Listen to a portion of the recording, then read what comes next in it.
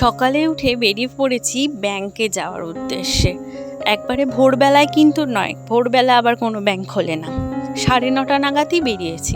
যেতে যেতে 10টা প্রায় বেজেই যাবে, হয়তো আধা ঘন্টা লাগবে না, যদিও বা একটু কাজ আছে জেরক্সের, সেসব করে যেতে যেতে আধা ঘন্টা লেগে যাবে। বেরিয়ে গেছি বাগমোড়ের কাছে সেন্ট্রাল ব্যাংক, সেখানে যাব, বিশেষ কিছু কাজ আছে। চলো তাহলে যাওয়া যাক। কেমন আছো তোমরা সবাই? আশা করছি সকলে ভালো আছো, আমিও কিন্তু বেশ আছি।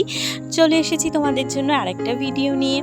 সকাল সকাল হাজবেন্ডের সাথে ব্যাংকে এসে বেশ ভালোই লাগছে। আমার আবার ঘুরে বেড়াতে বেশ ভালোই লাগে। ও আবার চটজলদি বলল, আরে ক্যামেরা আছে, তুই আবার ফোনটা এবার অফ কর। তাই আমি অফ করে দিলাম, বাড়ি গিয়ে কথা হবে। বাড়ি এসে দেখি মেয়েকে বাবা মুখ ধোয়াচ্ছে। উঠে নাকি আমার কথা জিজ্ঞাসা করছিল, মা কোথায় মা কোথায়। তো বাবা হনুমান সাজার পর তারপরে নাকি তার কান্না থেমেছে। দেখো এখন দাদু ঠাম্মিকে কি সাজতেও হয়, হনুমান সেজেছিল শেষমেশ। তো যাই হোক, মেয়েকে খাইয়ে দাইয়ে একটু মার হেল্প করব বলে মার কাছে চলে এলাম। শরীরটা ভীষণ ম্যাচ করছে। আগের দিন গঙ্গায় স্নান করার পর থেকে বৃষ্টিতে ভেজা, সব কিছুতেই শরীরটা একটা কেমন জানি ভাব, গলা ব্যথা, মাথা ব্যথা, তার সাথে করছে একটু ম্যাচমেচানি।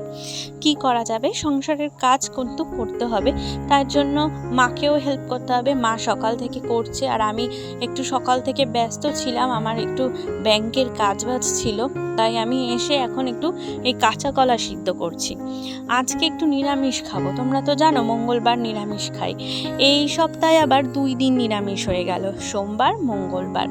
তার জন্য আলু টালু সব কেটে দিচ্ছি মাকে এক এক করে। এই আলুটা সিদ্ধ দেব ভাতের সাথে, আর হচ্ছে এদিকে কাঁচা কলা সিদ্ধ হচ্ছে।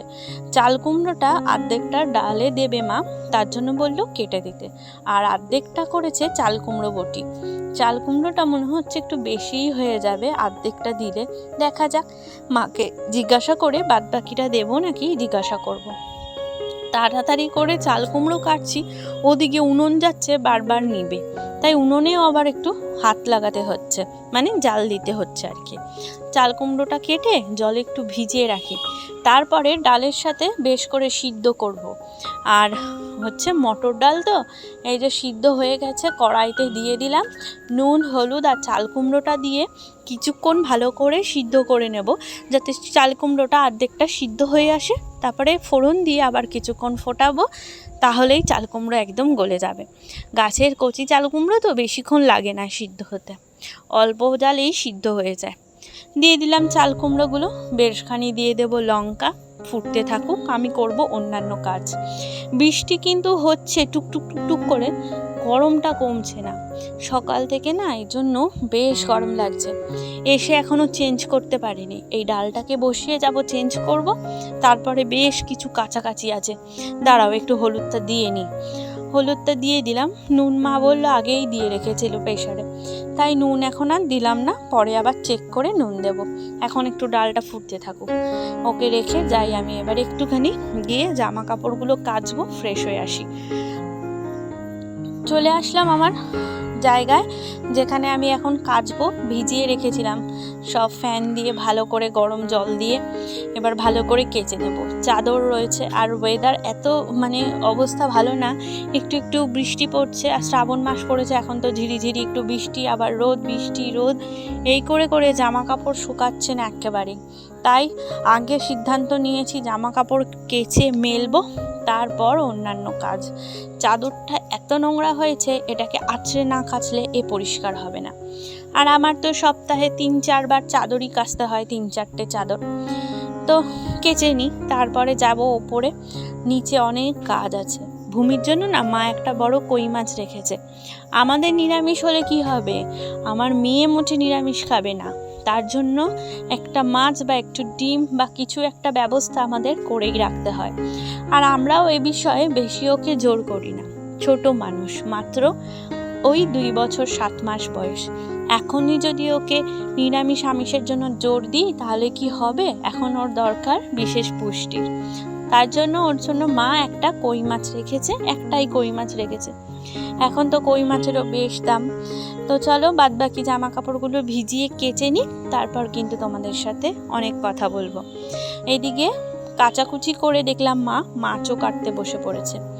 এই মাছটা বেশ বড়, এরকম বড় বড় মাছের যদি তেল কই করা যায় না, খেতে দুর্দান্ত লাগে। তাই আমার হাজবেন্ড এই মাছটাকে দেখে বারবারই বলছে, ইস একবারে বেশি করে রাখতে পারতে, কালকে খেতাম একটু তেল কই করে। এইদিকে দেখো আমার কিন্তু ডাল হয়ে গেছে, একটু ফোড়ন দিয়ে এবার ভালো করে নাড়াচাড়া করে নিই। ভালো করে নাড়াচাড়া করে নিলেই কিন্তু আর একটু ফুটিয়ে নামিয়ে নেব। ডাল একেবারে রেডি। আমার কিন্তু ডাল হয়ে গেছে, মা খালি করবে কোপ্তা। এর আগে কিন্তু মায়ের চাল কুমড়োর ঘন্ট হয়ে গেছে। একটু একটু বৃষ্টি পড়ছে, দৌড়ে বাসনটা আগে মেজে আসি চলো। এই দেখো ঝিরঝিরি বৃষ্টি পড়ছে, এই কলে রাখা ছিল তো বাসনটা, তার জন্য হচ্ছে এই কলে চলে এলাম। আসলে কি বলো তো, ওই কলে তো এঁঠো বাসন রাখা থাকে, ওর মাঝখানে মাজতে একটু কেমন কেমন লাগে। 2-1 দিন মাজলেও সকালে উঠে বাসনটা এখানেই রেখে দিয়েছিলাম। আর এদিকে ঝপঝপিয়ে বৃষ্টি পড়ছে, কোনো রকম আমি এখন ধুয়ে নিয়েই দৌড় দিয়েছি, এত বৃষ্টি পড়ছে দেখো।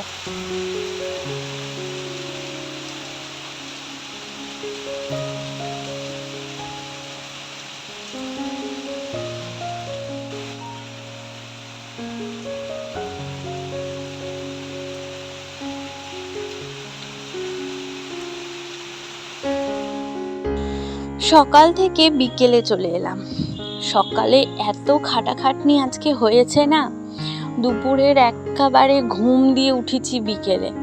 সন্ধ্যায় মেয়েকে নিয়ে পড়তে বসিয়েছিলাম, তারপর ভাবলাম ড্রেসিং টেবিলের অবস্থা প্রচণ্ড শোচনীয়, তার সাথে সাথে জামা কাপড়গুলোর অবস্থাও অতীব শোচনীয়। আমি এখন টালমাটাল অবস্থায় আছি জানো তো। একে শরীর খারাপ, তারপরে মেয়ের তো এখন নতুন করে একটু পড়ানো শুরু করেছি। আসলে সবই অভ্যাস। সন্ধ্যাবেলা করে চেষ্টা করি আধা ঘন্টা 1 ঘন্টা ওকে নিয়ে বসতে, যাতে ওর এটা শেখে যে পড়তে আমাকে সন্ধ্যাবেলা, সকাল সন্ধ্যা দুবেলা বসতে হয়। তাই ওকে নিয়ে বসেছিলাম, একটু মুখে মুখে পড়ালাম, একটু হাতে প্র্যাকটিস করালাম, তারপরে এই যে কাজে লেগে পড়েছি। যদি মনের জোর করে না করি না, এইরকমই পড়ে থাকবে জানো তো। যতই শরীর খারাপ হোক না কেন, উঠে নিজেরটা নিজে সব করতে হয়। আর প্রতি পদে পদে যেন মায়ের কথা মনে পড়ে, প্রত্যেকটা পদে পদে। সকাল 7টায় ঘুম থেকে উঠি আর রাত্রির 1টায় ঘুমাই। তো এই পুরো সময়টা আমার মায়ের কথা আমার সারাদিন মনে পড়ে, যে কি ছিলাম কি হয়ে গেলাম। এইটাই তো, কি করা যাবে।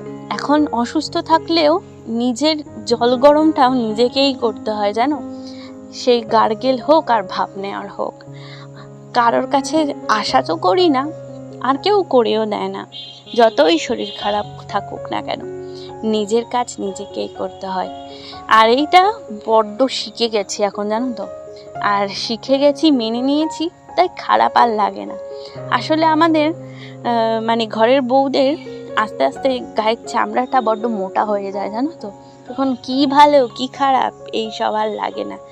তখন মনে হয় দিনটা চলে গেলেই আর একটা দিন আসবে, ব্যাস শেষ। আর কি করা যাবে। তো চলো এখন আস্তে আস্তে ঘর গুছিয়ে নিই। ঘর গুছিয়ে নিয়ে তারপরে ঘর দোর ঝাড় দিয়ে একটু বসবো, তারপরে আর কি মেয়েকে রাতের খাওয়া দাওয়া করাবো। মেয়ের আবার ছড়িয়ে রাখবে জানি, সেগুলোকেও পরিষ্কার করবো। এই চলো, আমার দেখো একটা ধার, এই ধারটাই বিশেষ করে ইউজ হয়, কাচের ভেতরের জিনিসগুলো ইউজ হয় না। তো সুন্দরভাবে দেখো পরিষ্কার করে কিন্তু গুছিয়ে ফেলেছি। এবারে একটু ওই সামনের টেবিলটা তো ফাঁকা করে ফেললাম, ওই ফটোটা টেডিটা ঢুকিয়ে দিলাম ভেতরে। তাই মাম্মা মেয়ের একটা ছবি রাখলাম আর একটা বড় টেডি রেখে দিলাম, যাতে টেবিলটা একেবারেই না ফাঁকা থাকে। টুকটাক জিনিস এই টেবিলটার উপর রাখি তো, তাই একটু ফাঁকাই করে দিয়েছি।